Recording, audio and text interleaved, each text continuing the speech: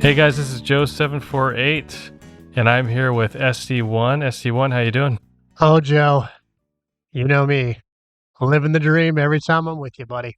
Today we have a team, card counting anonymous team, tentative name. It's subject to change, but we got StaticBlackjack, we got RobertMoser, we got Badluck from the Blackjack Apprenticeship Forum, and they're going to share some of their insights with you guys about team play, how they all started off solo and then joined forces, kind of like going over the pros and cons, all the nitty gritty stuff about being on a blackjack team. How you guys doing?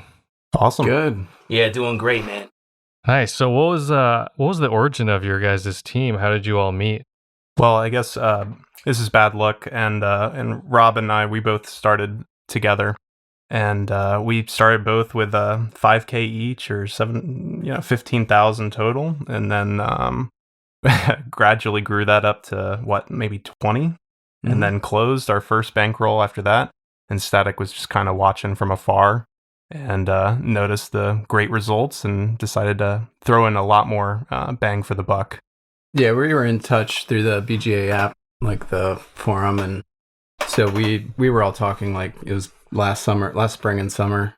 Yeah, we were talking for a while. We trained a bit together, and I was playing at my own stake solo for a while and built a bankroll. And we just decided at the beginning of this year that it was time to team up. You know, we all liked each other, we knew each other, so it just makes more sense. There's like so many perks to team play, and we were able to make it work for all of us. So you saw results, or they were shared. I mean, you guys were communicating, but when you guys first formed up the team, did you test each other out right away? Yeah, absolutely. We have our own procedures for test outs, and we got the manual together, and we just took it from there. So, did you guys live near each other, or how did you? Yeah, relatively within maybe an hour's distance of one another. So the distance definitely helps.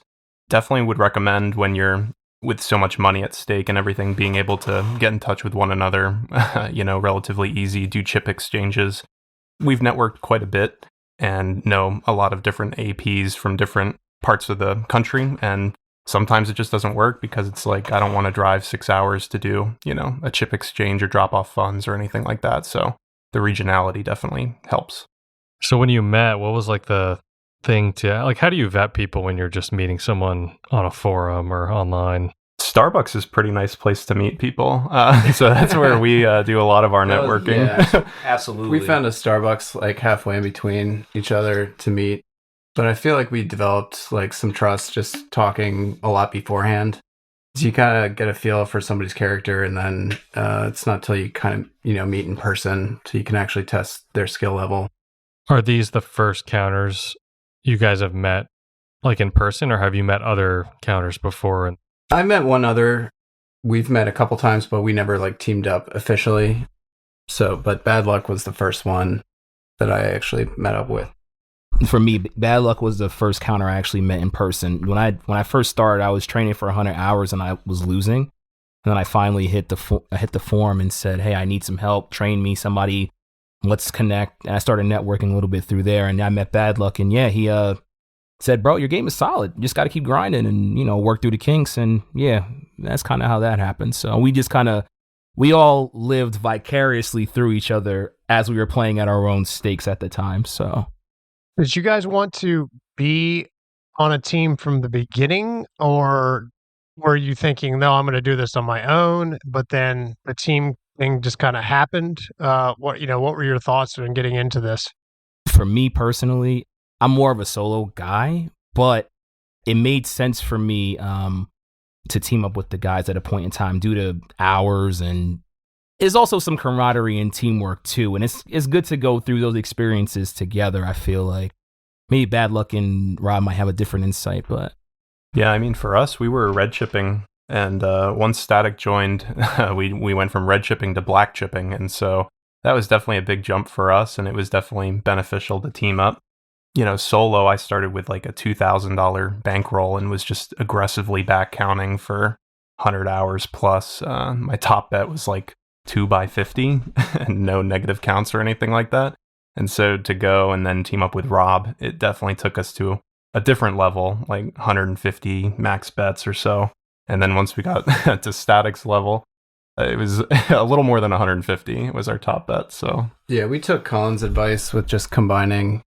Like I had a 5K bankroll, and then Badluck and I just decided if we could both put in a little more, make it a 15K bankroll, like how much more like our range could be, our spread. So we closed like our first goal together, and then took a little bit of a break, and then decided to join up with Static shortly after. Were you getting any heat at the 2x50? Actually, yes. I got my first back off at 2x50, which was insane. I was at a very sweaty shop here in our area, and it was crazy. I was at 2x50 when the tap came, and unfortunately it was by name because I look pretty young, and the dealer that came in and subbed out for the dealer that was dealing for me asked for my ID. And that was the only time I had shown, and I think surveillance kind of zoomed in from the top, and so I got clipped like right away. Which at 2x50, it was just embarrassing, So that wasn't the place you were playing for 100 hours. That was just a new place you went to. No, that was like 25 hours that I got there. Okay. Oh wow, that's terrible. So what did you guys notice when you jumped to black? The heat didn't really follow as much, which is kind of crazy. Like, because I got clipped within my first 25 hours, which I feel like is pretty rare at low stakes like that. But I think my first back off at Black Chips came maybe 30 hours after. We've kept our sessions shorter, and our area's sweaty. So whether you're spraying to 50 or 200 or plus, like they were going to back you off. So like I think in general, we haven't really camped and spent like tons of hours during any given session, just because of the nature of our area. We've started to trim the sessions a little shorter, but we've kind of always done that. Talk about that. What does that mean? Like, how short of sessions are you playing? Are you playing like your hit and run style and like you do in Las Vegas, or are you like 45 minutes to an hour and a half? Kind of the general. I haven't really done much more than that locally. Our first bankroll, we kind of had a rule about like how much you were in for and how much you won. And so I've had sessions as short as 15 minutes when we first started because I won, $6,000 in 15 minutes, and calls are being made. And it was just our policy at the time that, we don't want to burn down all the locals right away. So you gotta get out of there. Yeah, and the big reason why we didn't want to burn all the locals is because if we don't have to travel to generate EV or make money, let's just keep it as long as possible. It's just it was our preservation style of trying to keep everything as local as possible until we had to travel. And for the most part, we can still actually play locally for the most part, which is awesome. So, yeah. So what are the team rules for kind of staying under the radar? Is it just by feel per session, or is there a strict like, oh, if I win this amount, leave, or if I'm see this thing, leave? That's definitely a feel thing. Check for heat, check the radar. You can always go back to the casino. You don't have to get it all done in one day. If you think about it from like a regular gambler's perspective, they see, man, that guy just won a lot of chips. Why is he still playing? I know we're APs. We think about it differently. Life is a session in itself. But think about it from a regular gambler's perspective, or pit bosses, or a ploppy's perspective. They're going to be like, yo, that is a lot of chips. Why are you still playing? Then they might look into you. You want to be in and out as fast as possible at the locals. So how do you all rotate who's going in at what time? Are you ever like back-to-back playing, or are you spreading out pretty, like you won't see a same team member at the same place on the same day? Yeah, it's all separate sessions. We haven't done any kind of team play, and we are really coordinated just via texting.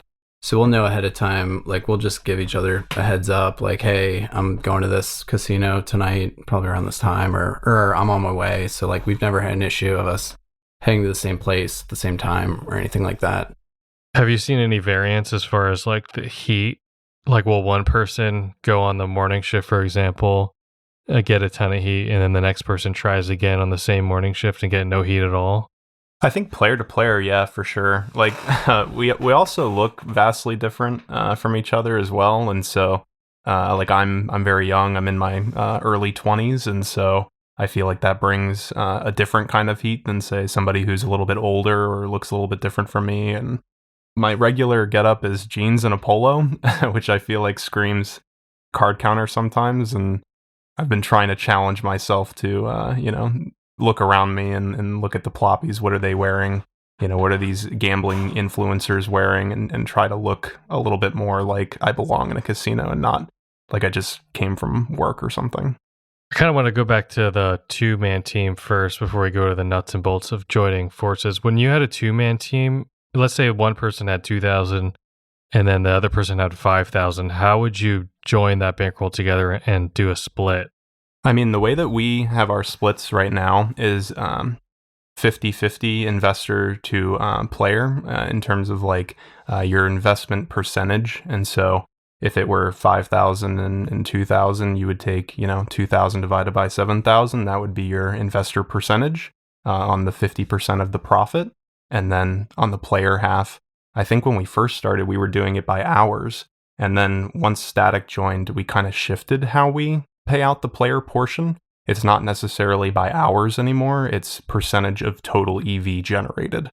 We really like that method a lot better than hours because some guy might be playing 2-3 hours on a game that's worth 200, 100 an hour versus a guy who played 30 minutes, generated $500 in EV. And if you did it by hour, those guys are getting paid out vastly different than if you were prioritizing the quality of the play over just the quantity of playing.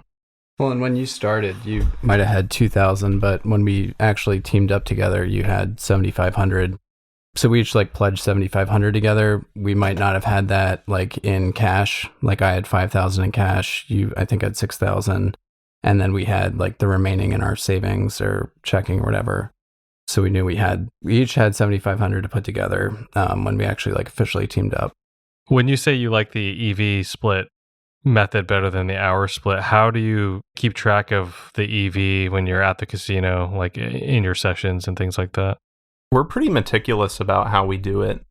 We love the rounds per hour estimator on the PBS, but kind of how we've been doing it is kind of manually as well. So we'll, have a stopwatch going in someone's pocket maybe. You'll count the number of shoes that you have done.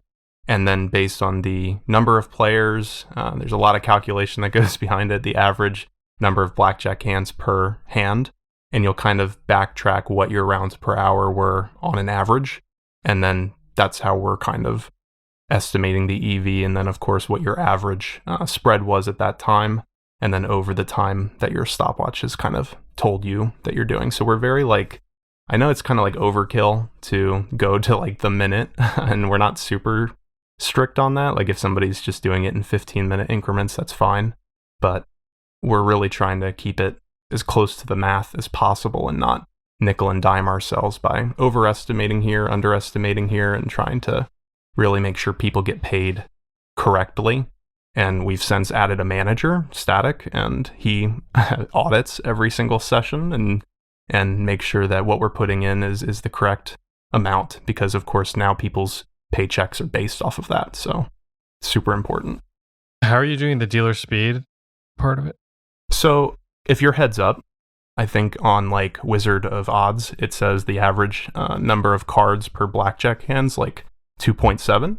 And so if it's you and the dealer, that's 2 hands, so 5.4 cards per round. And so if you counted that you did, say, 4 shoes of 6 deck with 1 pen, you would figure out the total number of cards that you've played over X amount of time and then back out what your rounds are from there, basically. Okay, so you're keeping a side count of shoes done per hour? Yeah, and that can be easily done. Honestly, if you even leave a note in your phone, I just played 5 shoes, and keep the timestamps to yourself. That's a good way of keeping track of it as well. So nice. That would be actually a really cool add-on if anyone in the BJA, whoever does the magic in the BJA development side for the pro betting software, if you could add, or for the results tracker, if you could add the number of shoes you played in that session, and then it could maybe spit out a rounds per hour estimate. have it automated. Oh, that's really cool. Shout out to our development team who does a bang up work. Just add more work for them. Let it be Yeah. known that Joe added that work, not us. Yeah. What are some other like team rules that you have to sort of keep everything standardized besides the record keeping part? As far as like sitting out shoes or playing through negatives, like what's the rule set?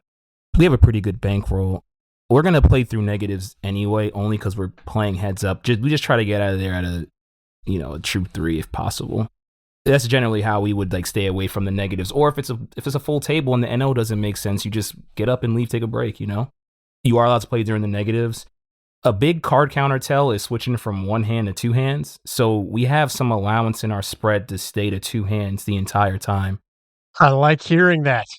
That is one of my things that I say all the time. If you're red chipping, it's pretty valuable to go from 1 hand to 2 hands. Like it does matter a lot. But I'm the king of saying, like, I want to look like a gambler. I want to look like a ploppy, and that's how I want to act. And never have I ever seen a ploppy do 1 hand to 2 hands. Every now and again to change up the flow, sure. But back and forth, no. They don't do it. So I'm a fan of that. It really makes me wonder how I got away with doing that for so many hours. Dude, I know. That's all I did. I never played 2 negative almost. But yeah, that's good. Everyone listening, everyone go 2 hands if your bankroll can afford it. So then the casinos get used to that, and then I can go back and just keep playing 1 hand on the negative. And we also want to make it clear that's when there's only like if there's multiple players at the table. I want to make that very clear. If it's just us, we're just gonna stick to 1 hand the whole time. Yeah, it depends on the place. If we're playing with one other player and it's somewhere that, isn't a local that I've traveled to, I'm going to be blatant and go down to 1 hand when it goes below 0. I agree too. Yeah. And then, any time above that, I'll be at 2 hands. And then also, like, because our payouts are based on the EV generated, it really helps you, like, it incentivizes you to prioritize the best games and, go down to 1 hand, be blatant, and wong out. Like, I hate playing anything below like a -1. So like at maybe a -2, I'll decide, hey, I'm going to get up and leave, maybe find another table. The other thing that's been kind of fun, traveling as a team too, like Rob and I, we did a trip to the West Coast and played at the same casinos together, different tables obviously, but I, being younger, for some reason, kept getting backed off first, and Rob always had the keys to the car, which was so convenient. But I mean, I was on a 6-deck game, heads up. I got the limits changed to $1,000 max bet, which, it was 500 previous, so I was like, heck yeah, let's do that. And Rob was on double deck, and I got backed off first. So sometimes, like, it's just strange. Like his EV was higher than mine. But I was playing a shoe game, and for some reason, being alone, that drew a lot more attention. So weird. Was the max the same on the double deck and the shoe? Yeah, I think so. I mean, if you're playing with other people, sometimes that provides more cover. You can kind of blend in, versus if you're heads up, you're exposed, and they're, looking at you. Depending on how big you drop in your spread. Also, if you go to a 6-deck game and you have heads up and you're like, yeah, can we raise this up to $1,000? And here's my $25 bet. Yeah, To start right. the shoe, or you drop down to that. That can also kind of look. Usually the no mid shoes is like a $50. And I don't, like, if I ask to have the limits raised, like I might, start with 100 or something and then drop it down if it goes negative. But our jump and spread, Static spent a lot of time, developing the spreads to a point that it kind of looks martingale-y. And so, it can give you kind of the ability to go, oh, I was just playing 500 on this line. I'm going to just press it up to 1,000. And that's kind of how our jumps go for the most part, is trying to make it look as natural as possible. And thankfully, we have the bankroll to support the risk that comes with doing stuff like that. we have some flexibility as it goes up past, true 2, 3. So it's not like it's set at this amount. You have to bet this. It's at your user discretion. I think everybody should do that more. Like the time that you spent Static, I try to get people, when we talk about this at boot camp, like play with the pro betting software, especially if you're getting up there like 50K plus in bankroll. 50K, probably a double deck. You can play a little bit more. You can always play a little bit more with your spread on double deck, but spend time in the pro betting software and just mess around with it. And you'll be amazed what you discover in terms of N0 and EV and ways that you can hide how you're spreading. And so that's really cool that you spent that time and put into those spreads, because everybody should be doing that. That's good stuff. Appreciate that. Thank you. Yeah, I agree with everything you said, man. I actually have nothing to add. So, Do you feel like you're going to add any more players in the future, or just keep it sort of lean? there actually are 2 other players on the team that joined us for our last bankroll, and they did extremely well. They really helped us close this thing out faster. And you know, in the future, depending on what the play is called for, we'll probably add maybe a handful more people. We'll see where we wind up at, though. It just needs to make sense for us. So we enjoy helping other APs and the networking process and meeting some people. So if it's a good fit for us and they're playing well and we see potential, yeah, come hang. When is that point where you do split up the bankroll, when you end the bankroll? Our newest system, I would say, we have a number that we want to hit, and we have a certain time frame we want to hit it. And if we hit our number, we'll break down the profits. If the time is up to hit that profit, we just need to make sure that we're positive, and then we'll just crack it down from there. Time-wise, you mean hours played? Not time-wise, meaning like for us, it's 2 months. So in 2 months, we need to hit this goal. If not, like if we're in profit, we're going to crack it down based on the way our percentages work out. Okay. And if you're negative? Don't put that out there, dude. You guys haven't experienced that, have you? If we're negative, we're probably going to extend until we get to positive. I think that's what our team manual says. I think so. We've been negative, but we've Guys, battled. we're up $1. We're splitting the bank. Yeah. Right. Unfortunately, we've started to take on expenses because some of us do need to travel, and those new people have been, great for us because they're able to extend the life of the locals that we've already burnt down, and so that's helpful. But hopefully, knock on wood, we're not going to be too negative with 5 people, going at it. And we also, Static does a great job as a manager to encourage people to get out there. Like, yeah, we're down 30,000 right now, but hey, if we just keep playing, we can grind this back pretty quickly. And our last bankroll, we had like a 6-figure upswing because we were down pretty bad, for a while, and then for maybe 50 hours, and then in the last 25 hours it was a 6-figure upswing. Like, we literally couldn't lose. It was insane, and got way overpaid on that one. So Hit the goal after a 15-minute session. Yeah, and you're yeah. like, all right, done. yeah, I traveled for work. Thankfully, my corporate job allows me to travel, and I played. I was ready to play for a whole week, and I played one shoe, and I won He calls us up. yeah, I called them. I had over 10K in chips and everything, and they're like, "Oh, let's get you a card made." I'm like, "No, I'm just gonna leave," and I'm calling them on the way out, going, "I just closed in one shoe, and I've got the rest of this week. What are we gonna do?" And well, gotta just chop it and get people paid, and on to the next. How many hours is your biggest downswing? Like, how long did it last? During the second bankroll, that was 100. Yeah. Dang. Yes, it's not good. 100 hours? That's it? For us, it felt like a lot. Yeah. With low Yeah, end, no, it does. It still Yeah. feels like a lot, sure. we definitely took a long time to look at N0 and really prioritize N0. And, if it just doesn't make any sense to play with something over maybe 150 hours for what we're doing, and we're fortunate to live in an area with fantastic rule set and really low N0, like sub 100 hours. And so, we can hit N0 pretty quickly as a 5-person team, which is, super fortunate. But 100-hour losing streak to some is not the same to others. What is the worst penetration your team will play according to your team manual? Like for a standard, let's say it's a 6-deck. I'd say our standards don't play anything more than 1.5. Like 1.75, you're just hurting yourself. Like, I mean, you can put that in the software and figure it out, but that's what you're getting paid then. and your N0 is going way up. So that's kind of on you. You're allowed to play it, but then that's affecting how much you're getting paid. So What about double deck? Cut in half, maybe?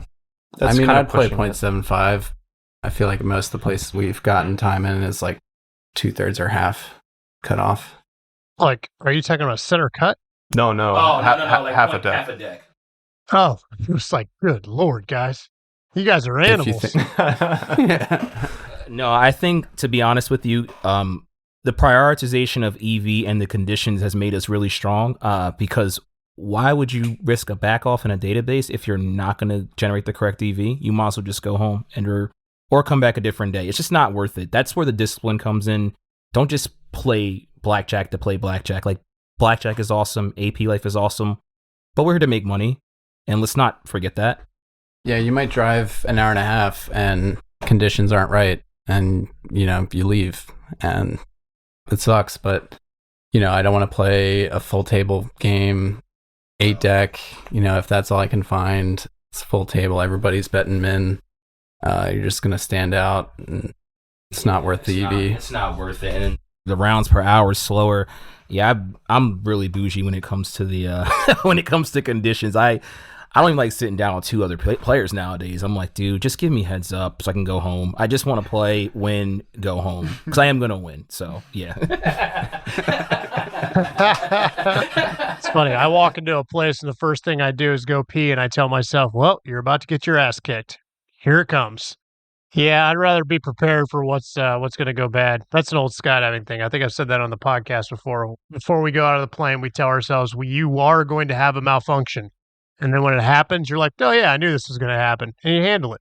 Let's say one team member is racking up a ton of expenses because they're going on all these trips, and the other team members are more local. How do you divvy up all those expenses with the team? The expenses get paid off the top of our bankroll. We have a budget for the expenses that we're going to use, and we just monitor it from there. We just try not to cross over to that. The expenses are relatively new for us, so we're still getting a feel for it, but I think we did a really good job for our first time around with this bankroll. One thing we implemented that I'm really proud of is that if you're going to take a trip, you basically have to submit a budget and say, okay, I expect my expenses to be, say, $1,000. And we've kind of set an unofficial rule that we want expenses to be like 25% and lower of the EV you think you're going to generate. And so you need to generate enough EV for the trip to be covered. And so it's kind of expected that if you're just going to mess around, go to the pool all day on these trips and not generate EV, those expenses are going to be on you. And so you really got to be out there and generating enough EV to cover the expenses you're going to do. So it incentivizes us to keep them low for one thing, because you got to be able to cover whatever you do. If you don't get the EV, you get backed off everywhere right away. And at the same time, we want enough EV to generate to cover it. Do you guys tip? Out of your own pocket. Yeah, if you do, it's out of your own pocket. So no. Maybe. What's the most someone's tipped here? I think I was pushing $1,500 out, and I threw $25 on top of the $1,500. I didn't put it out front. I let it ride for them, and I let them know this is for you. So they seem to like it when we go on a roll and we win a couple, which is nice. But it's pretty low considering I'm putting out a big size bet. I definitely tipped black before, not on the team, but I used to actually gamble before this, so I've tipped before, definitely. What I do nowadays, and we all kind of, we all have rules around it, whatever you want to do. I tend to try to win the dealer some money, and I think Colin might have said something where you put the tip on top of your bet. You just try to win them back, and you can still take your initial money that you put on top of the bet, like including a part of your main wager, the tip. Then when you win, you're not actually giving them any of your EV money. You're giving them whatever the winnings were for that. Did that make sense? Are you getting any abuse from dealers? Anytime it's happened to me, I just act like I'm a dewy-eyed young child that just won $2,000, $3,000 and doesn't know what to do with myself, and just kind of walk away from the table all starry-eyed and hope for the best. But I've definitely had tip hustling dealers that I've just ignored. I think if you just ignore them instead of just feeding into whatever made them have a bad day that day, it definitely helps. I've gotten it from Pit Boss. Like one of the last times I was backed off was I actually happened to tip the dealer at the end, and he was like, "Well, you tip the dealer, so you must have a heart. You must have some kind of heart." He was like, "We're backing you off. We know you're an advantage player," and then he was trying to like be friendly, but he was definitely a little miffed about. So glad he was nice about it. Yeah. When you're on a trip away from your locals, how do you deal with flyers? We've been pretty fortunate not to get flyered. It's super important to like network before you go into a territory you're unfamiliar with. And so we do a lot of legwork prior to a trip, right? Because you got to submit a budget, and it's literally got to be detailed to, I'm going to hit these spots and I'm going to generate X EV to cover X expenses. And so it's kind of implied that you need to reach out to people and figure out what spot's going to flyer you, what spot may be tolerant. And we've gotten good time in an area where we probably shouldn't have, and just got to shout out the network for helping us. Yeah, we had an incredible AP help us out when we were out west. He knew all his locals, like down to the table. He had layouts and drawings. Google Maps. Google Maps of where to park. He told us basically what order we needed to hit. I don't know if we want to say his name. We could give him a shout out. Yeah, where am I? Where am I? You were super, super helpful. Like we basically hit all the casinos with the best games at first that we knew that weren't going to flyer us, and then hit the last ones at the end, got backed off right away, and then they flyered us, but it didn't matter because we were done in that area. And we parked in a place they couldn't get our plates, and they tried to get it right at the end, and we stopped for them, and we rolled down the window and yelled, "It's a rental," and then just sped off. So that was super fun way to end that. Yeah, we also parked like literally the furthest away, and they had 2 security guys follow us all the way in the blazing heat. Yeah, and of course Rob's got the keys, so I'm sitting there like an idiot, just waiting. Was it totally off property, or was it just you just didn't see any cameras on the light post around? That one wasn't, because this casino's in the middle of nowhere, but it's like 2 football fields away. It felt like from the entrance. So it was more like for the casino's convention center off the side, and then we had to walk past the convention center to get to the casino. But they had to follow us all the way out because we were a threat. And I think we won $37.50 that session. yeah, it wasn't even I won anything. $25, you won $12.50. Yeah. Crushed it. Yeah. Crushed it. That was a fun session, though. It was probably our most fun session, even though we didn't win as much. Like, we had a session where we won $10,000, and you would think that would be the fun session. This one was the fun session. We won the least amount. Well, in that area. Well, we were both on double deck tables right next to each other, and the dealers kind of rotated in kind of like a clockwise way. And when this particular casino decides they've had enough with you, they call all their mall cops that are all dressed like police, and they wait in the perimeter. And so my dealer, who was previously Rob's dealer, noticed this, and he goes, "Oh, there's a counter." And I go, "Oh, no way. How do you know that?" And he goes, "Oh, they're getting ready to back him off." And I'm like, I'm talking to him. The pit boss is like staring at me right behind him, and I'm pushing out like true 3 bets. Like I'm betting at this point. And he goes, "Yeah, that guy I was dealing to, he was going from min to max." And I'm like, "No way." Then putting out my true 3 bets.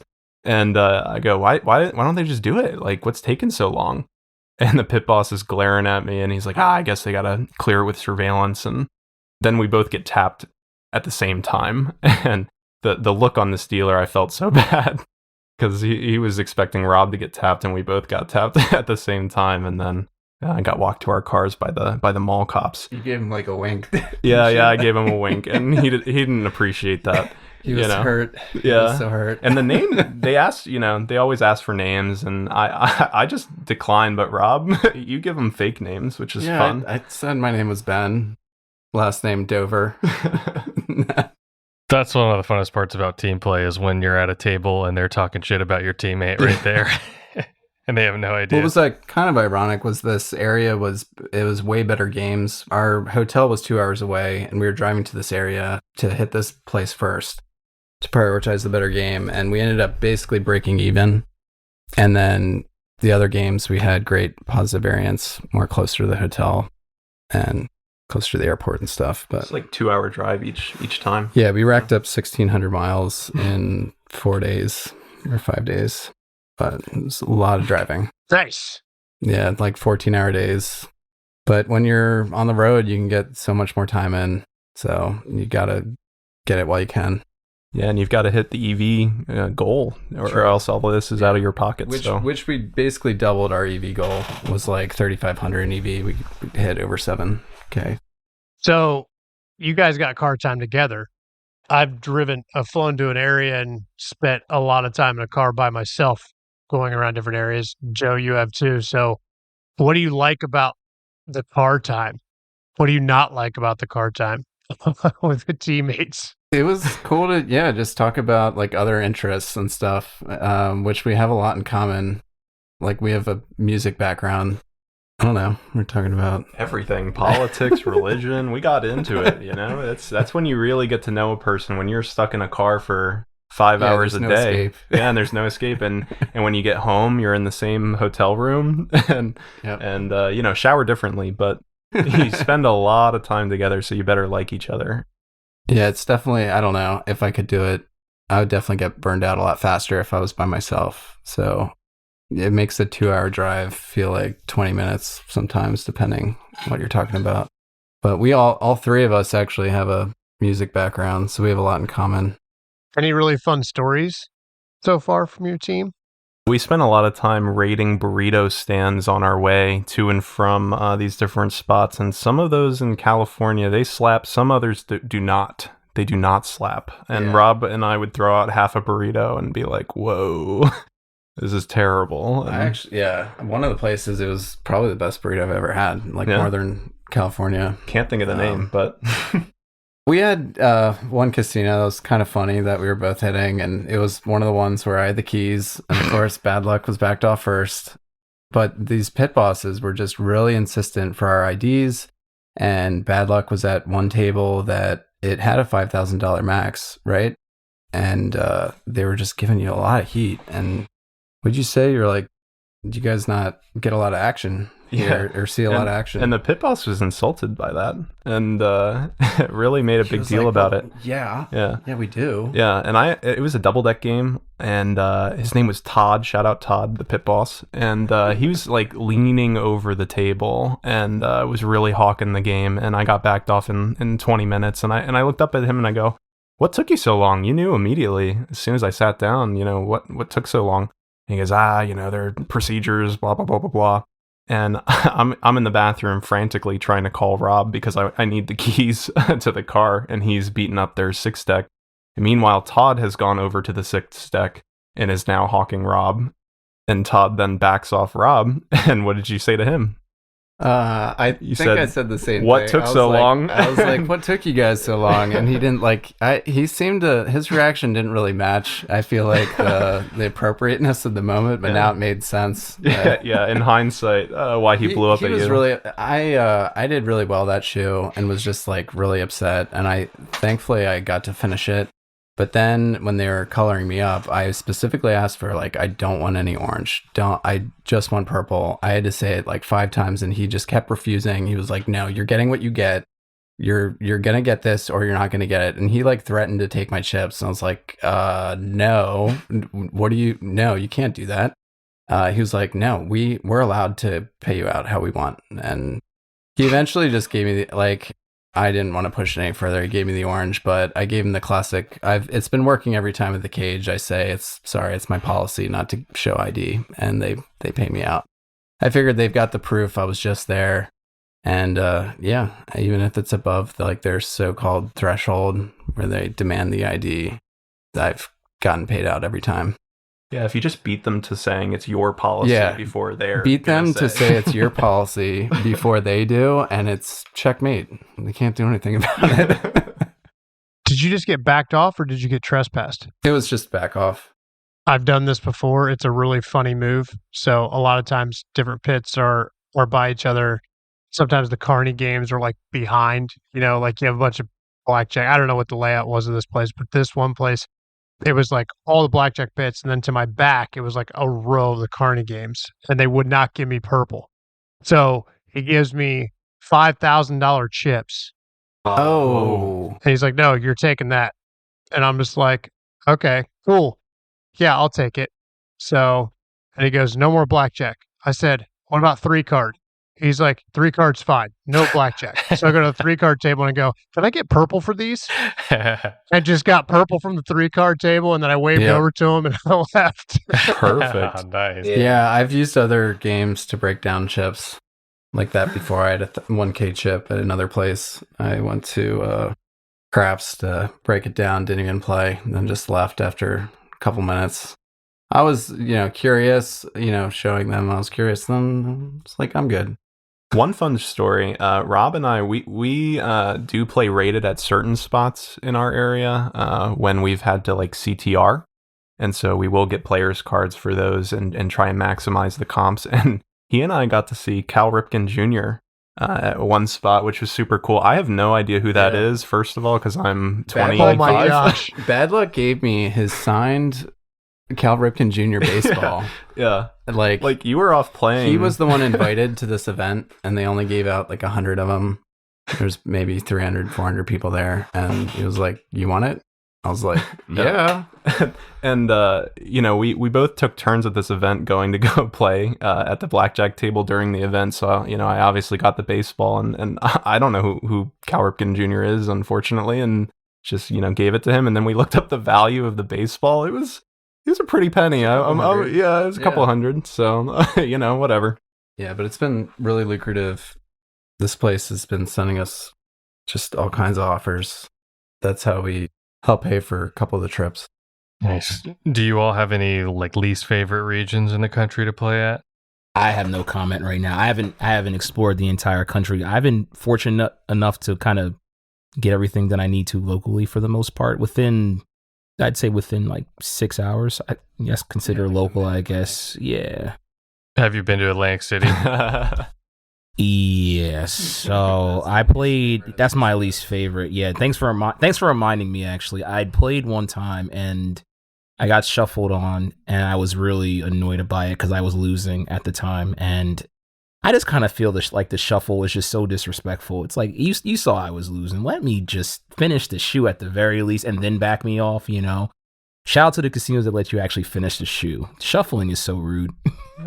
My least favorite was Michigan. I was on a trip out there for work. I flew in the day before, the real work began, and so I had the full day to really, go at it. And this was prior to the team. Actually, it was just Rob and I at the time before Static got on, and I was playing a double deck game and got tapped, and they were really aggressive about it, tribal police and everything. And I was escorted, outside of the casino and everything. And then come to find out that is where I got my OSN entry. Just demoralizing to find out that you're an OSN for the first time. And honestly, it hasn't really detracted much from my ability to play. Thank goodness. I've been at places where they thought they pulled up my OSN, and it was just some other white dude. And I'm just like, come on, guys, I'm in there. You just gotta look a little harder than that. But Michigan, I drove all around that area, and I had been flyered heavy. I drove 3 hours all the way up to the lakes and everything, and got tapped instantly just walking in the door. And so from that first place. Yeah, exactly. And I'm there to play the whole week, and I'm asking them like, oh, how far am I gonna have to drive? And they're like, far. So Michigan's also just a shitty state. Nobody likes Michigan. Agreed. Or their college football team. Screw them. I had a really good 2 work trips in Illinois, Des Plaines area. There's a lot of riverboats out there. That was nice that it was a work trip, paid flight, didn't have to pay for accommodations, and then I only, had to put in like 8 hours a day and then could play the rest of the time. So did you hit the northern Indiana boats too while you're in Illinois? No, because of my other teammates' experience, I didn't end up going there. I got a lot of time in Des Plaines, and the rivers, I actually got a lot of time in there. I just hit them. I ended up doing like 10 different mini sessions in high limit and kept them really short sessions, and I just was under the radar until finally one session, it there was like a poker tournament going on, I think that week. And so that was like good cover, but they finally figured it out and they paused the game. The pit lady came over. She was like, we're just going to pause the game and we're putting you in timeout. It was like so uncomfortable. And I should have just gotten up and left. But like 2 minutes passed and somebody came down and he was like, all right, get out of here. You're done.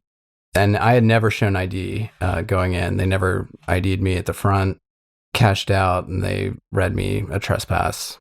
But it was really aggressive, like really uncomfortable. But I had taken them for over 5 figures, so I get it. Each session was only like a little over $1,000 win, but they all added up. Like I didn't have one losing session there. Was this the same spot where they play like the Food Network in the high limit room? No, that was Joliet. Yeah. That's shout out Joliet.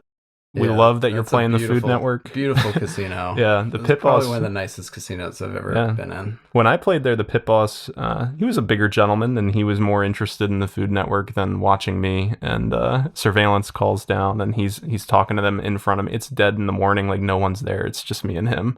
And he's talking to surveillance and he goes at one point like, is Matt in? When does Matt get in?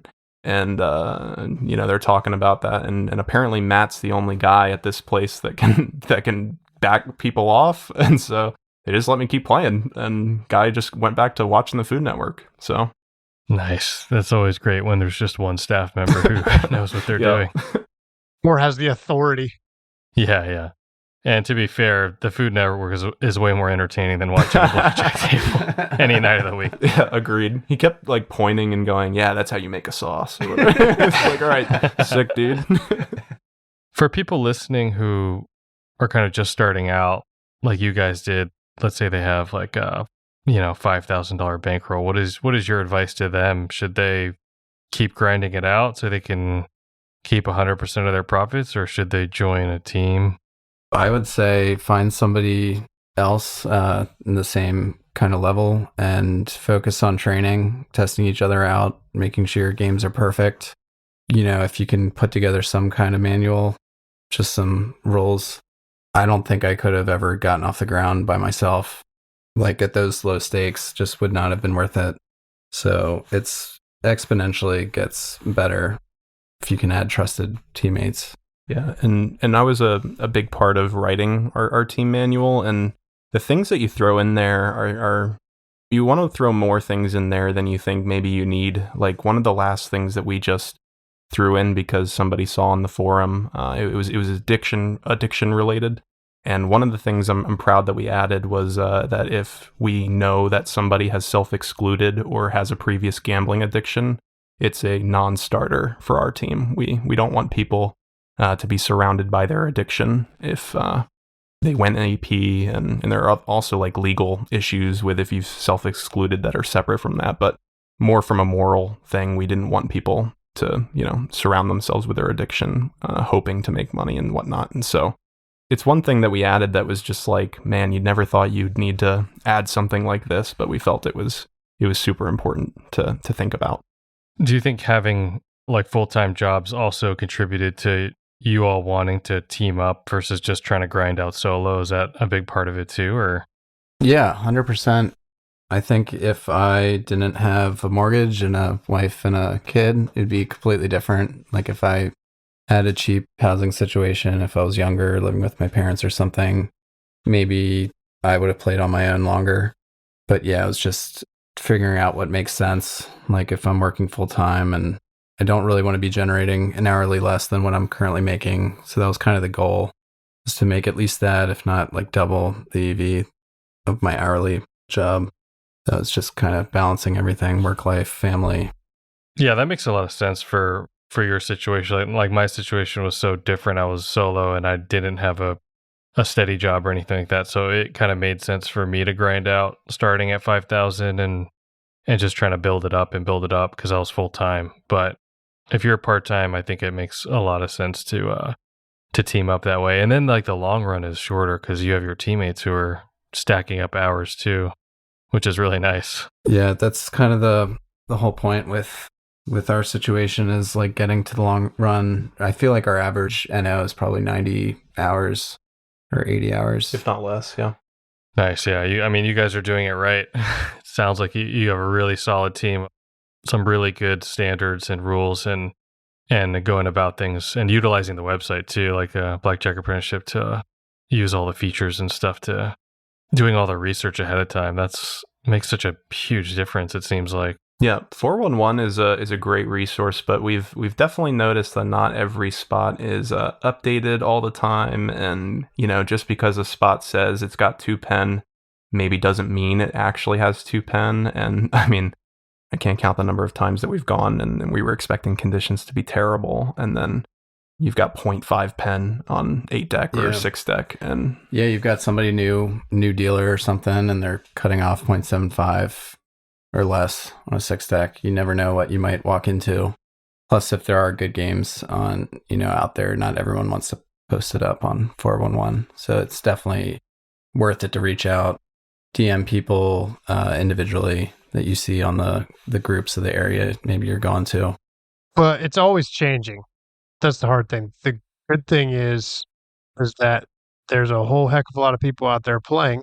So just update 411, guys. People are going to come across games no matter what. I understand wanting to, quote unquote, protect your area, but we're talking about card counting, and it really does help others. Or at the very least, when you're done with the place, update it. And that really, really helps. Are there any other stories you guys thought of you wanted to share? Well, I would just say it's super important to celebrate after you've closed a bankroll. That's one of the things that has really helped build camaraderie on the team. Like with the 2 new guys, we recognize that coming into an already established team is difficult. And so they kind of are not sure what the dynamic is all the time. Like before you add people, you definitely want to meet them and, vibe with them and make sure it's a good fit and everyone's game is good and everything like that. But you don't have years and years and years to develop relationships with some of these people. And so they come onto a team, they're not quite sure what the dynamic is. And I think a lot of our guys just grew a lot closer with the last bankroll we just closed. We made sure we hit up a restaurant and got really drunk with one another, and then made sure to celebrate all the money everyone made. So yeah, and I want to shout the guys out right now. Shout out to 21 Bebop, and also shout out to We Love 16s. They're amazing players. I just wanted to recognize them for doing a good job last bankroll. Well, awesome. Well, thanks guys so much for coming on the podcast and giving us all of your team play wisdom. This has been really awesome. Yep. Yeah. Thanks for having us. Thanks for having us. This is a big honor. And just to be clear, card counting is still alive and works? Oh, yeah. Oh, yeah. Cool. Just checking. I just got to check every once in a while, but it seems like nothing's really changed too much. If you want to learn more about card counting, you can visit blackjackapprenticeship.com or go to the Blackjack Apprenticeship YouTube channel.